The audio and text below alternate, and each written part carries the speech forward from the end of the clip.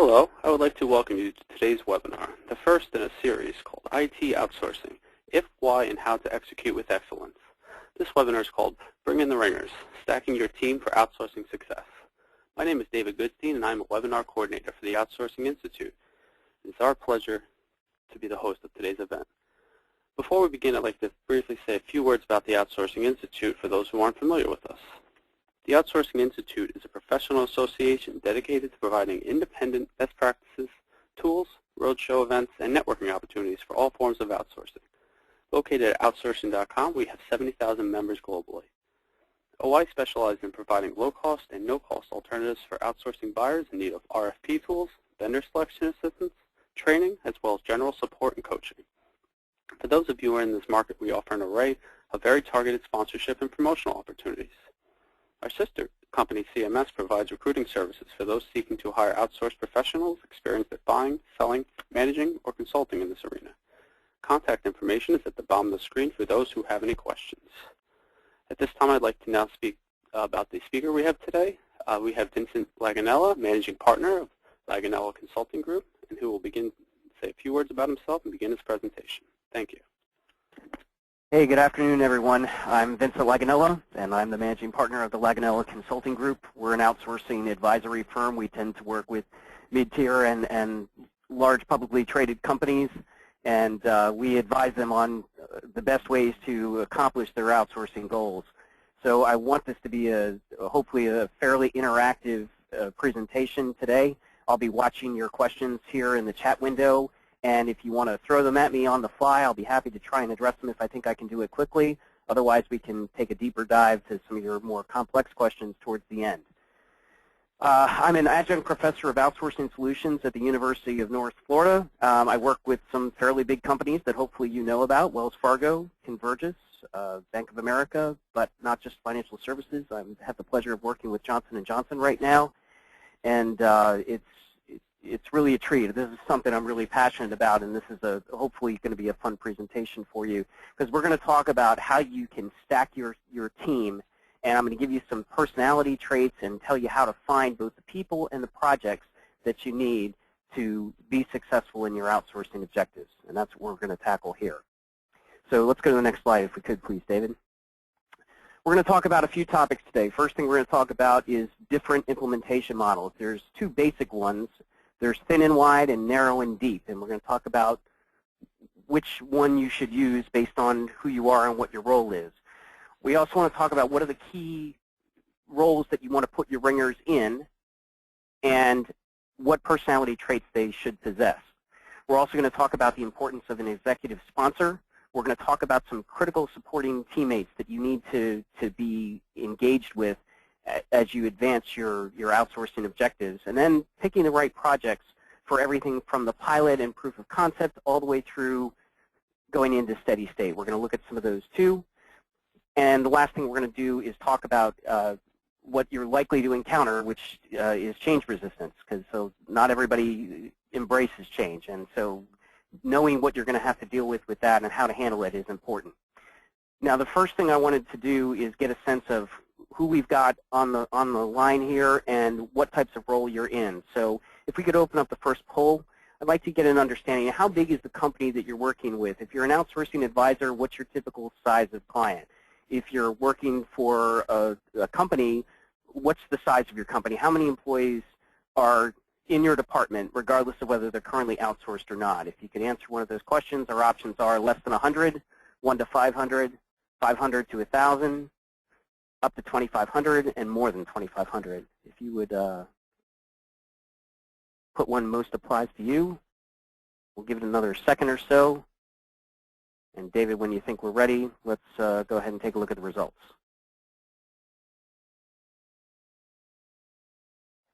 All right, so we got some mostly big companies here today. That's great.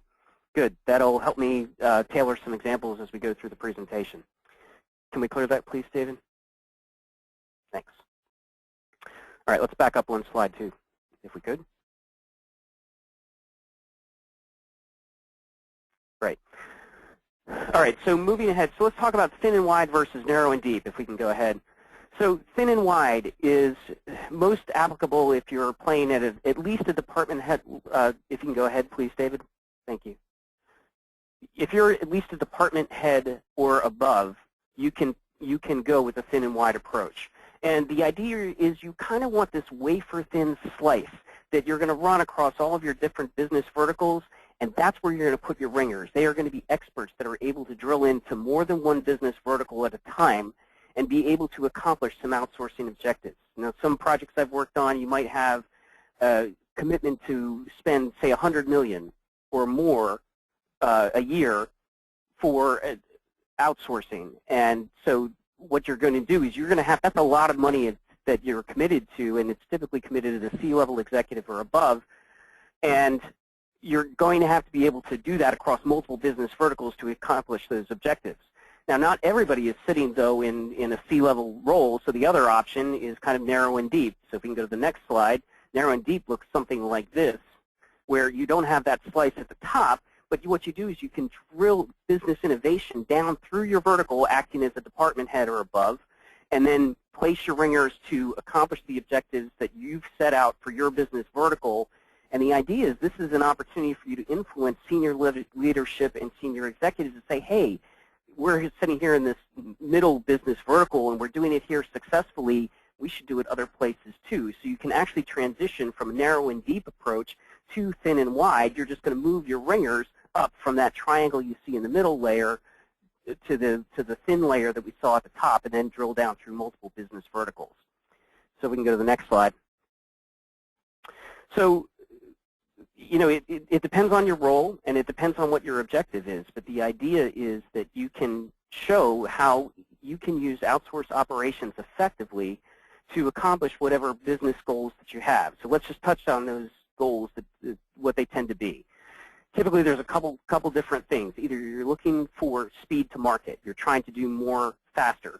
There's cost savings, and there's reduced overall expenditure. Those can all be different goals that you're trying to do to accomplish more with your outsourcing objectives. So it's important to understand what those objectives are and then be drilling down into your business verticals to try and accomplish each of them. But ultimately, what you're trying to do, whether you're going thin and wide and narrow and deep, is to be able to show that this is a successful model and how to execute it. So let's go to the next slide, and let's talk about some of the key players we need to help make this happen. Now, people will say sometimes that outsourcing is just something as simple as saying we're sending jobs to India and we're sending jobs to China, and that is just a gross oversimplification. And I'm going to be speaking at a much higher level than that. And I'm not an advocate, and I'm not a hatchet person. It's all about accomplishing overall corporate objectives. So you can accomplish these objectives using internal people or external people based on what your business objectives are. So what you should do is identify some of the key traits I'm going to talk about here, figure out what resources you have internal, and maximize them. Use those people because they've got a lot of talent. And then what you can do is you can bring in external resources or expertise to fill in the gaps for what you don't have internally. And then something else I would ask you to consider, too, is you need to be looking at something that is a window in the 24 to 60-month time frame. So what is it that you're trying to do, and how are you trying to change your business? And what are going to be the relationship impacts of that based on those goals? Sometimes we have to do things that are good for the business that don't necessarily good from a personal relationship perspective. But those are the tough decisions that we're hired to do as executives. So it's important to understand what you think your business is going to look like 2 to 5 years from now. And one of the things that I get brought in to do sometime is I've got a C-level executive who says, hey, we're going to make some tough decisions, and it's going to be hard, and not everybody's going to be happy about it. So they can bring a company like myself or an external company in and lean on them to kind of lead them down the path, if you will, and then we're out, and we don't have a long-term relationship that needs to be maintained. So it's important to understand, you know, what's your 24-month plan? What's your 60-month vision? And how you execute change within your business organization is critical to that. So decide how much internal versus external you should use based on the sensitivity of what it is you're trying to accomplish. So let's jump ahead. let's talk about some of the individual people that are key, regardless of whether they're internal or external. Can we jump ahead, David? Thank you. Okay, so first, the executive sponsor. It makes a big difference, and it doesn't necessarily need to be a C-level executive, and if you're a department head position or above, you are your executive, at least for that department. So, but having senior management backing is important, and you need to make sure that you have some budgetary authority, because if you don't have those two things, it's going to be very difficult to execute well. The other thing that I look for in an executive sponsor is I want them to be an advocate for change within the organization. And we'll talk more about this role in a little bit, and some of the key things I look for as I'm trying to weigh my clients out and where I invest my time.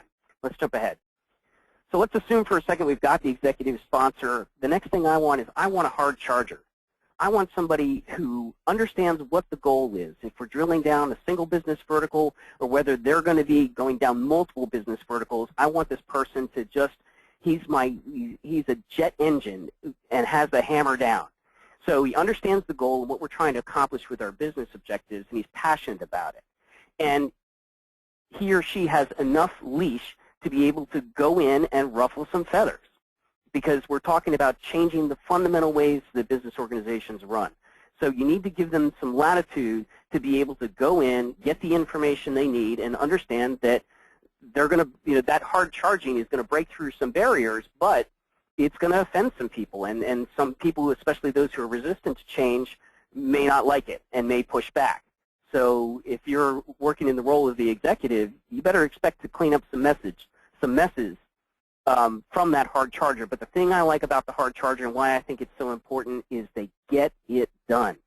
And the thing that's important to understand, especially if this is like a new initiative for your company, is you need to be able, we're going to talk about parallel projects in a few minutes here, but you really need to be able to understand that you've got to have somebody that can go and make some waves and create some change and build some momentum so that you can have success to accomplish the objectives you're trying to get to.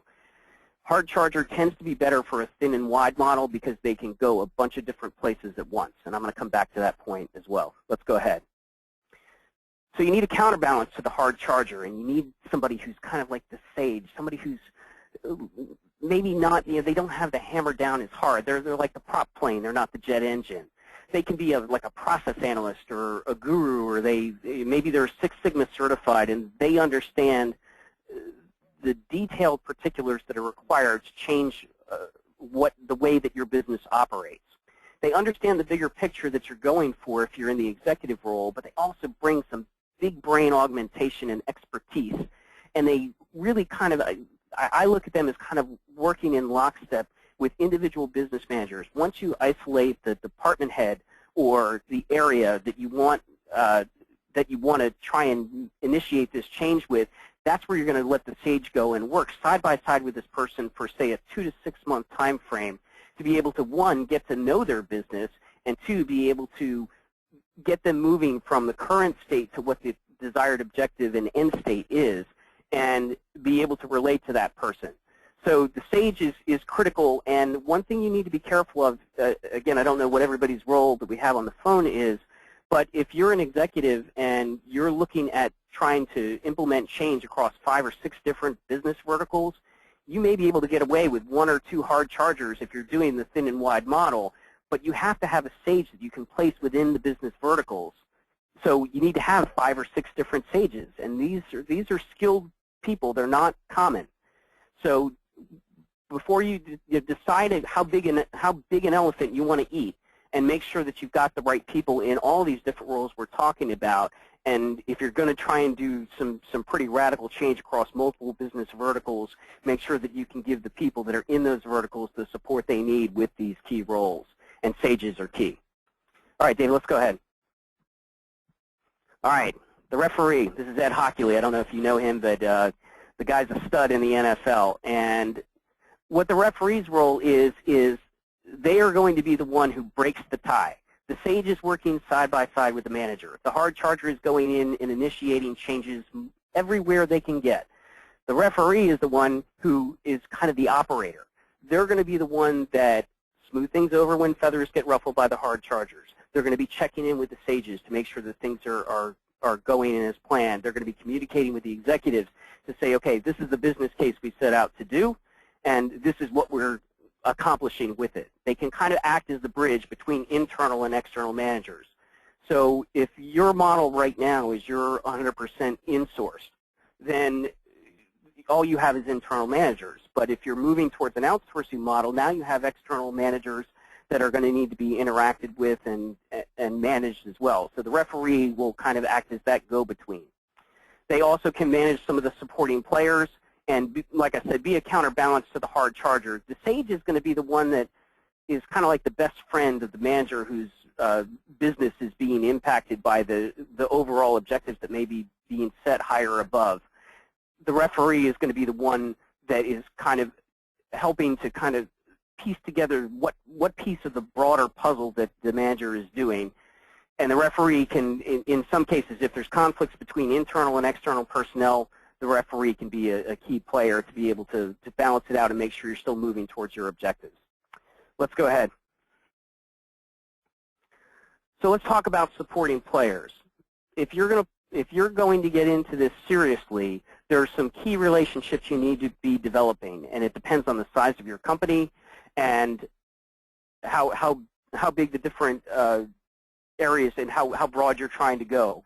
But even if you don't have these relationships yourself, it's important to try and start to cultivate areas or relationships in these particular areas.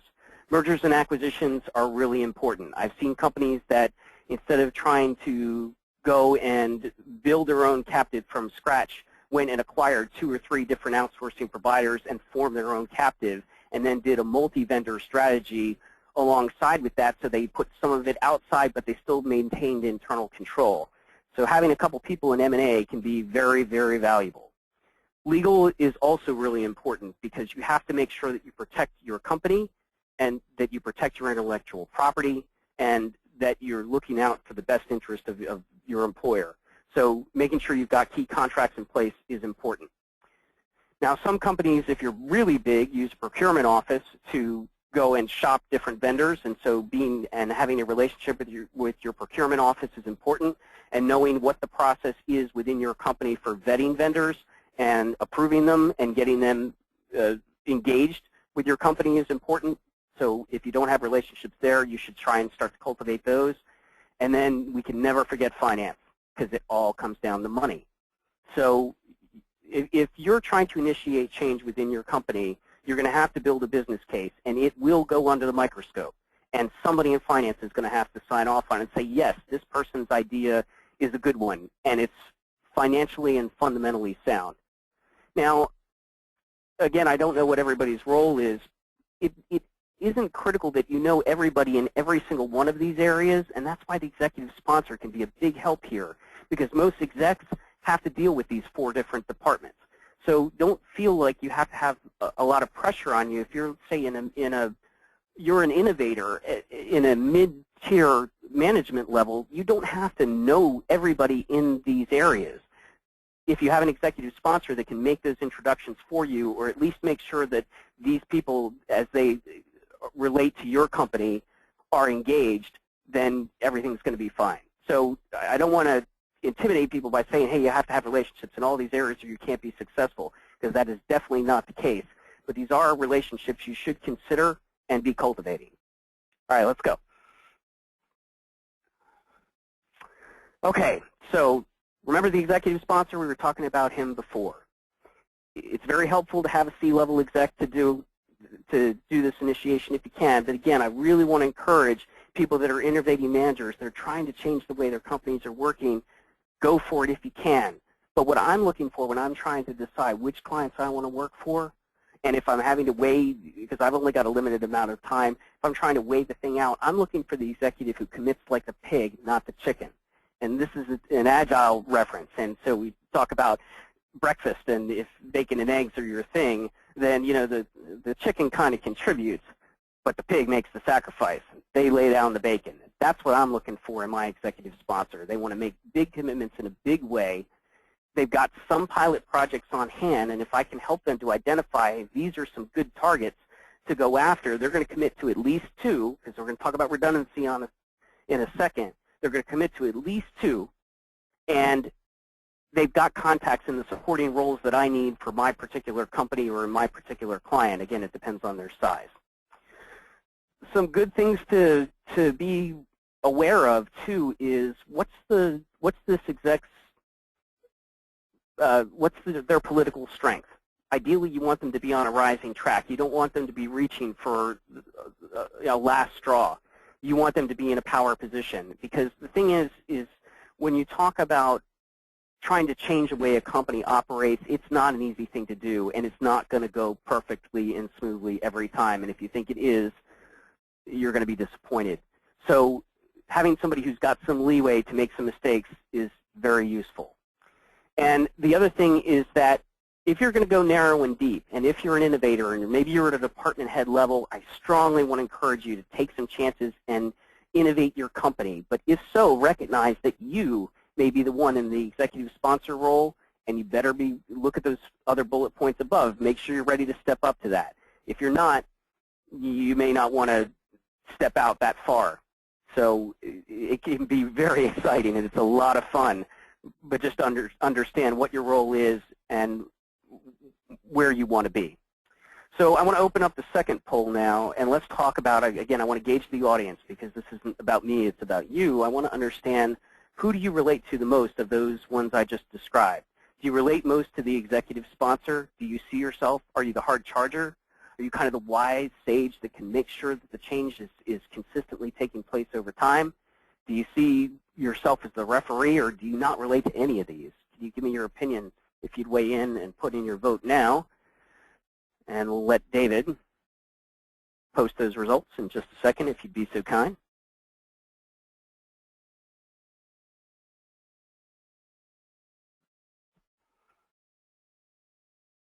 David, can you show us the results? All right. So we got a nice mix. I like it. Okay. So we got roughly a third of the audience that says they don't relate to any of them. So if you could, on the chat window, I'd be interested to know what role you see yourself in. And maybe we can talk to that a little bit as we get into Q&A at the end, because I want to make sure that we're getting everybody covered. Let's move on to the next slide, if we could, please. All right, so you've now hopefully identified who your ringers are. What are the right projects that you pick? And this is key, because if you pick the wrong project, it can be used, you can either be the beacon of light and wisdom for the future, or you can be the path of failure that nobody wants to even be on or be near or touch. And so picking the right projects is really critical.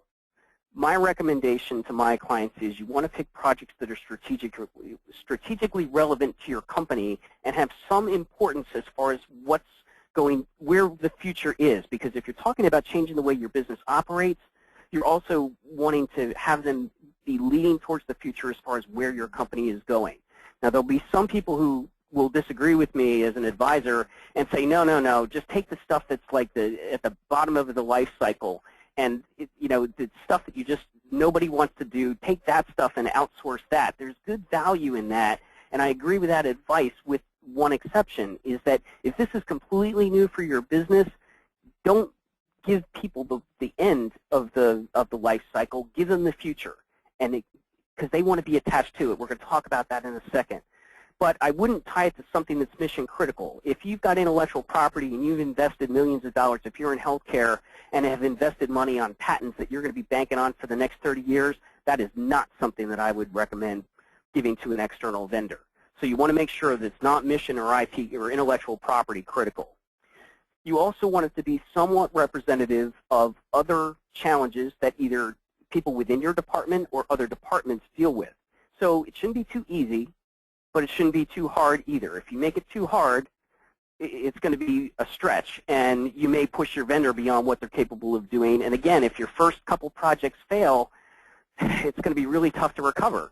So try and go middle of the road. If you do too easy, then people are going to say, well, that project that you did doesn't really matter. It's not important. It's at the end of its life cycle.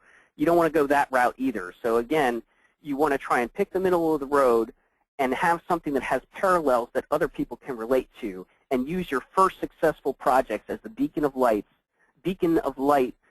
that leads other people down the same path. Let's go to the next slide. All right, so let's assume you've picked the right projects, you've loaded your team, you've got the ringers in.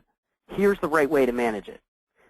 The first thing you want to do is there's really two ways to go. You can either tell people this is what you're paid to do and this is what I'm telling you to do, so go do it. But if you really want to get them to buy in, and if you want to knock the resistance to change down, give them the why. Help them understand why this is important to your business. Most people are pragmatic, and they understand that we're employees of companies, and companies have to change. And that's part of it. But explain why that change is needing to occur and what the future looks like. And then as you engage those new projects, as your ringers, your sages, and your hard chargers go and get those projects going, make sure that they're getting visibility and promote them internally so people can see something's going on. You know, what I like to say is that those first couple projects should be raising some eyebrows. We went middle of the road. We didn't go too easy. We didn't go too hard. But if you're promoting it internally while it's in progress, people are going to say, hey, something's happening over there. I mean, is that something I should be paying attention to? So make sure you're promoting it while it's going on. And then when it completes, recognize it for its accomplishment. So this picture here, this is the gold medal relay team, the U.S. It came down to inches and seconds. I mean, Phelps reached out and got it with like that last half a second. And anybody would want to be on the podium with that guy. I would, and I bet most of you would too. So the thing is those sample projects that you pick, put them up on a pedestal. Let people be a part of it. People want to hold the medal. So make it exciting. Raise some eyebrows, and when people see something's going on over there, they're going to say, hey, maybe I want to do that too. So it's important that you recognize it internally and raise some eyebrows, and then try and recognize it externally too. So take your win to the industry and show them what you did. Don't hide from it. Be proud of it. And frame the story in a way that others want to be a part of. And what you'll find is that within your organization, people will be jumping to attend to that, and also people will want to be a part of it. And that will increase. So if you're trying to influence 5 or 6 different business verticals or however many it is, it's a lot easier when you've got some success stories out there that other people say, hey, I want to do that too, because everybody likes to be a winner. So pick your projects wisely. Let's go on. Okay, so what do I look for as I've loaded my ringers and I've picked the right projects and I know how I'm going to promote it to make people internally and externally aware? There's something I'm looking for in the pilot leader. Now, the pilot leader I would describe as the project head. They're the one who's going to work side by side with the sage. And this is something I think is important that a lot of people overlook. Most corporations today are operating pretty lean. People have risen to leadership positions because they developed either product or industry expertise that have allowed them to rise up. And it's an exciting time, but at the same time, some of these people may have started out as hardcore heads-down coders, not professional managers. They may not necessarily be trained in how you run an organization, not of 5 people, a team of 5 people, but how do you do with 50 or 500? And that's where the sage is important, because you're bringing that person in to say, okay, we understand you may have come up through a department and you rose through the ranks. First you were running 5, now you're running 50, now we're asking you to go to 500. The sage can help supplement the knowledge that that person may lack. But what they do have that's invaluable to ensure the success is they've got detailed knowledge within the project area and they understand their business extremely well. I look for people who are trying to innovate what a product is doing. So again, I'm an IT guy, so I'm looking for patterns of innovation that this person has displayed, because that tells me that they're going to be receptive to the concept of change within the organization. And as a manager, I think that's really important. So maybe they're looking for their next career step, and you can use this as an opportunity. Again, people want to be part of a winning team. What a great success story to say, hey, you started out as a heads-down programmer, and now you're running a department of 250 people, right? So the Sage can help augment what skills they lack and build them into the manager that you want them to be. But you don't want to have the Mark Zuckerberg, or you don't want Sheldon, right? Because they tend to alienate people. And if you're trying to initiate change within an organization, you want to have people that relate well with others. So let them be an advocate for change and lead where other people actually want to go. So those are some of the key traits I look for when I'm trying to pick the pilot leader. And one of the things I do as an advisor is I go in and I drill into business verticals for people, and I look for opportunities, and I meet the people that are running the business and say, okay, where are my pilot leaders here that could potentially get this company where it is they're trying to go? And picking the right person and the right projects is key. Let's go ahead to the next slide.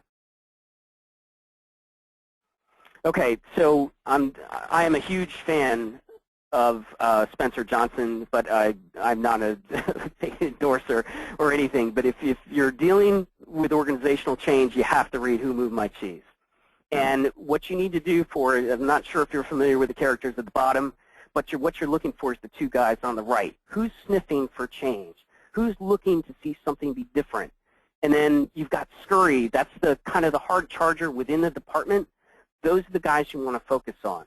So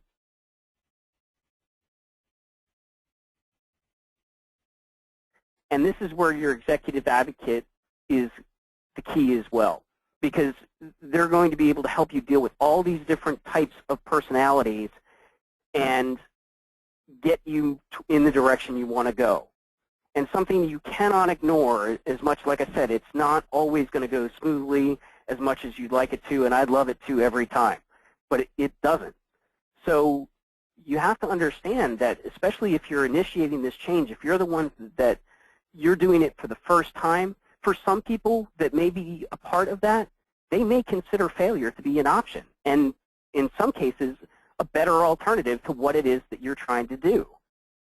So understand that you may be dealing with some of those people. And again, I can't get into the details on it here, but I'd highly recommend you read that book if you're talking about organizational change.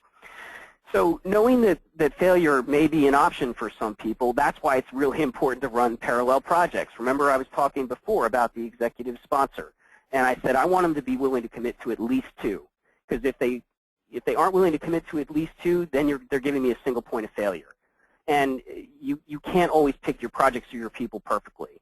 So being able to have and run parallel projects so you have some redundancy, and if one struggles and another is successful, you can point to that success and be able to say, look, this will work for our business. That's the best way to go. So understand it's not always going to be pretty, and you have to be willing to get your hands dirty a little bit.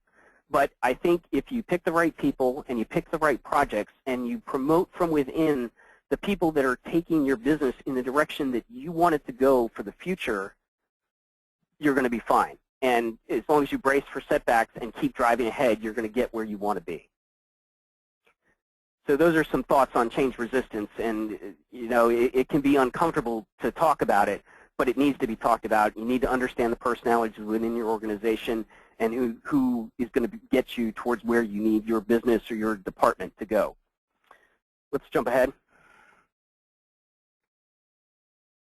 So just a couple quick things about me before we open up to questions and answers. The Laganella Consulting Group, we're an outsourcing advisory firm. We help companies decide if outsourcing is right for them, how they might want to go about it. We work with mid-tier and publicly traded companies mostly. We do work with some venture capital and private equity.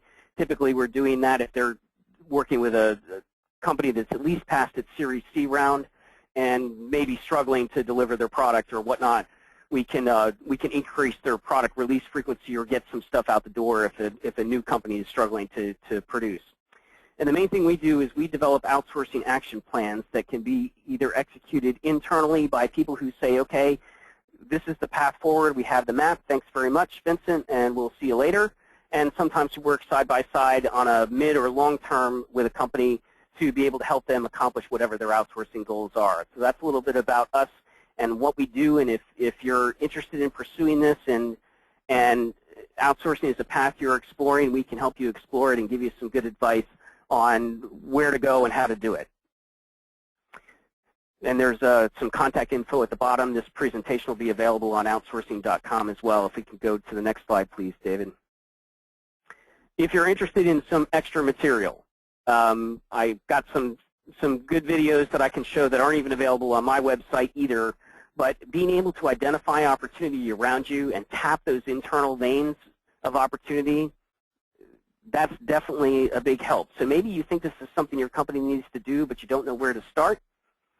You might want to tap into some of this this bonus material I've got. And if you'll send me an email at the email address you see there, I'll be happy to get you some video and some additional stuff as well, including how to build a business case. Remember that finance person we were talking about? You got to have a solid business case if you're going to be able to make this happen. And then as you assess where you're going with this thing, how do you know it's time to pull the trigger? I'm going to give you some stuff on that as well. And then if hopefully you're extremely successful with the change you're trying to initiate, how do you get more people involved and how do you consume it on a larger basis? I'm going to give you some extra stuff around that too. So if there's any value to that, please do reach out to me via email. And I'll be happy to send some of that info along if you tell me what you're looking. David, I think we also are going to have this presentation available on demand at outsourcing.com after the fact, correct? Yes, that's correct. All right, good deal. All right, I want to open it up to questions in just a second, but one thing I did want to mention too is that the next presentation in this series is going to be on May 21st. That's going to be coming up on outsourcing.com shortly here. And what we're going to be talking about is how you use Agile in an outsourcing environment. Some people kind of heard Agile and Scrum, and they understand it's different from a traditional like waterfall model, but they kind of think it's a free-for-all, and they don't necessarily understand how to use it. And it can be extremely effective to minimize your risk as a department head or as a executive, to minimize your risk to try to try this out and see if it's going to work for your particular business. So I recommend using Agile in your outsourcing engagements, and we're going to talk on the 21st about how to do that. So please do keep an eye out for registration info on outsourcing.com, and we look forward to you participating in that if you're interested. So I'd like to open it up now. I'm looking at the chat window, or David, do we have a way to open the lines up so people can ask questions? Yeah, anybody who wants to submit a question, just go to the question box, submit your question, and just hit submit. It should go right through there.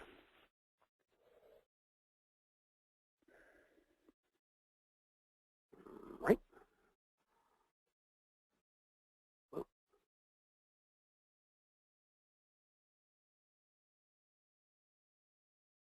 All right. And if anybody has any questions after the webinar, you can always contact Vincent via email, or just actually come to his next webinar and listen to his information there. All right, so one question I've got here is, how big is the minimum size of my department to be able to try and do this type of change? 10 is the minimum, I would say. You're not going to be able to scale to any degree to make it financially viable if you have less than 10 people in your organization.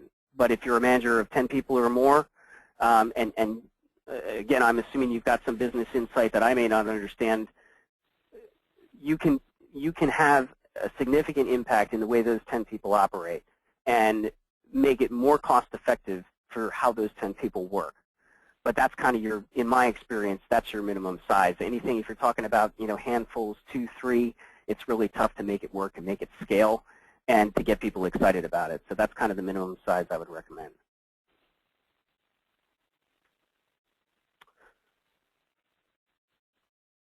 Okay, age range on hard charger, that's an interesting question.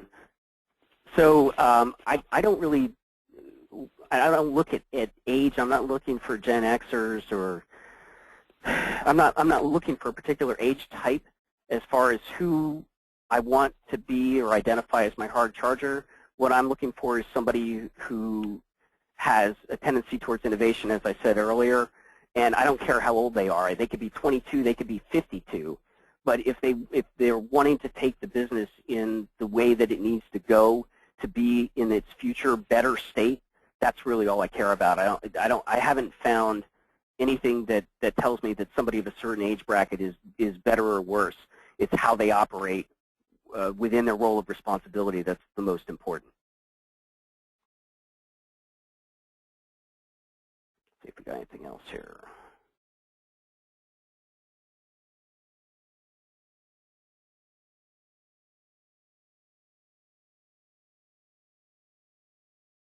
All right, I think that does it.